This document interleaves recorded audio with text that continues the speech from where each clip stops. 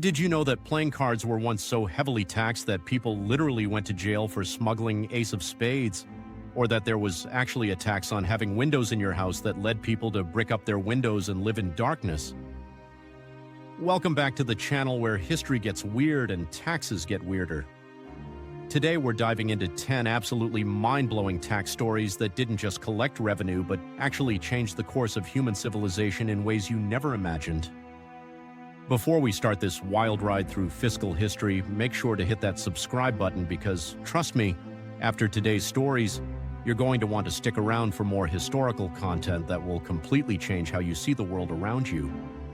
Let's kick things off with story number 1, and this one involves literal pirates and government-sanctioned robbery.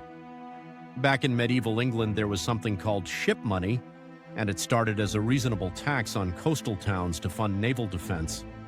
Makes sense, right? Protect the coast, tax the coast. But here's where it gets absolutely insane. King Charles I decided that actually everyone in England lived near water if you really thought about it, so everyone should pay ship money. Even people living hundreds of miles inland suddenly owed taxes for ships they would never see protecting coasts they would never visit.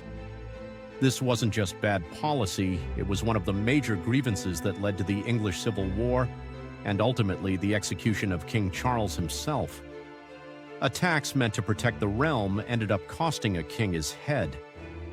Story number 2 takes us to revolutionary France, and it involves something called the gabelle, which was a tax on salt.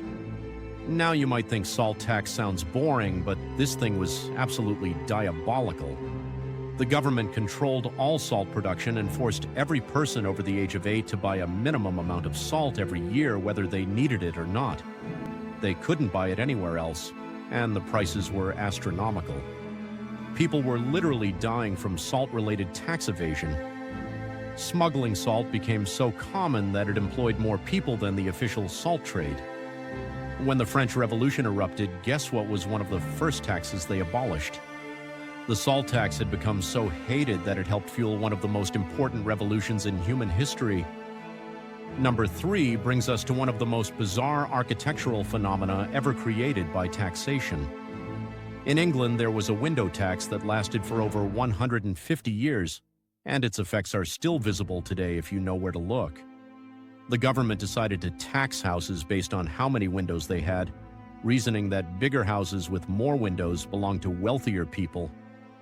Sounds logical until you realize what happened next. People started bricking up their windows to avoid the tax. Entire families lived in near darkness rather than pay the window tax. Some houses were built with fake windows painted on the walls to look normal while avoiding the tax. Even today, you can walk through old English towns and see buildings with bricked-up windows, permanent scars from this tax policy. The phrase daylight robbery literally comes from this tax because people felt like the government was stealing their sunlight. Story number 4 takes us to ancient Rome, where they had a tax so strange it sounds like something from a comedy sketch. The Romans implemented a urine tax called the vectigal urinae. Yes, you heard that right, they taxed pee. The government recognized that urine was valuable for cleaning clothes and tanning leather, so they taxed the collection and sale of urine. Public toilets became revenue generators for the state. The Emperor Vespasian famously defended this tax by saying money has no odor, a phrase still used today. Roman citizens were literally paying taxes every time nature called, and the government was making serious money from something everyone had to do anyway. Our 5th story involves playing cards and one of the most recognizable tax enforcement methods in history. In England, playing cards were heavily taxed, and to prove that taxes had been paid, the ace of spades had to be officially stamped by the government. This led to an entire underground economy of counterfeit aces of spades. People were smuggling fake playing cards like they were dealing drugs.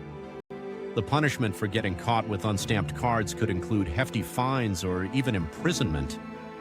Card manufacturers had to be licensed, and the ace of spades became such an important government document that forgery was treated as a serious crime.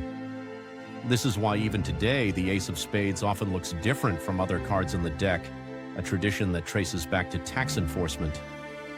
Story number 6 takes us to Russia, where Peter the Great implemented a beard tax that fundamentally changed Russian culture. Peter wanted to modernize Russia by making it more like Western Europe, where clean-shaven faces were fashionable, so he literally taxed beards. Anyone wanting to keep their beard had to pay an annual tax and carry a special token proving they had paid. The tax was so high that many people couldn't afford it and were forced to shave. This wasn't just about fashion, it was cultural warfare through taxation. Traditional Russian Orthodox believers considered beards religiously significant, so this tax was forcing people to choose between their faith and their finances. The beard tax helped transform Russian appearance and culture in just a few decades. Number 7 involves one of the most creative tax avoidance schemes in history, and it happened in Ireland with the brick tax. The government decided to tax bricks to raise revenue for various projects. Seemed straightforward until Irish builders got creative. They started making bricks significantly larger than standard size, technically using fewer bricks per building and thus paying less tax. The government responded by taxing bricks based on size, so builders made them even more irregular. This led to a bizarre arms race between tax collectors and builders, with brick sizes becoming so strange that you can still identify buildings from this era by their unusually large and irregularly shaped bricks. Story 8 brings us to colonial America and a tax that helped create the United States. The Stamp Act of 1765 required that many printed materials in the American colonies carry a tax stamp. This included newspapers, legal documents, playing cards, and even dice. Colonists saw this as taxation without representation since they had no voice in British Parliament. The resistance to the stamp tax became so intense that tax collectors were attacked, stamps were burned in the streets, and secret societies formed to resist the tax. The Boston Tea Party and other famous acts of colonial rebellion grew directly from anger over taxes like the Stamp Act. This tax didn't just collect revenue, it accidentally created the foundation for American independence. Our 9th story takes us to the Ottoman Empire, where there was a tax on bachelorhood. Single men had to pay extra taxes as encouragement to get married and have children. The empire needed population growth and saw marriage as a civic duty. But this created some fascinating social dynamics. Men would sometimes enter into fake marriages to avoid the tax, leading to elaborate schemes involving temporary wives and arranged partnerships that existed purely for tax purposes. Some men would get married just long enough to avoid the tax, then divorce and remarry the same woman repeatedly. The bachelor tax created an entire shadow economy around marriage fraud. Finally, story number 10 involves one of the most famous tax protests in American history, but with a twist most people don't know. The Boston Tea Party wasn't really about high tea taxes, it was about a tax break. The British government had actually lowered the tax on tea sold by the East India Company, making their tea cheaper than smuggled tea that colonists had been buying. Local merchants who made money selling smuggled tea were furious because they couldn't compete with the artificially cheap legal tea. So the famous tea dumping was actually a protest against a tax reduction that was hurting local business. History is way more complicated than we usually learn. These 10 stories show us that taxes have never been just about collecting money. They've started wars, ended kings, changed architecture, influenced fashion, created nations, and shaped cultures in ways that still affect us today. Every time you see a bricked-up window, use a playing card, or even just pay your own taxes, you're participating in systems and traditions that go back centuries. What's your favorite tax story from today's list? Drop a comment below and let me know which one surprised you the most.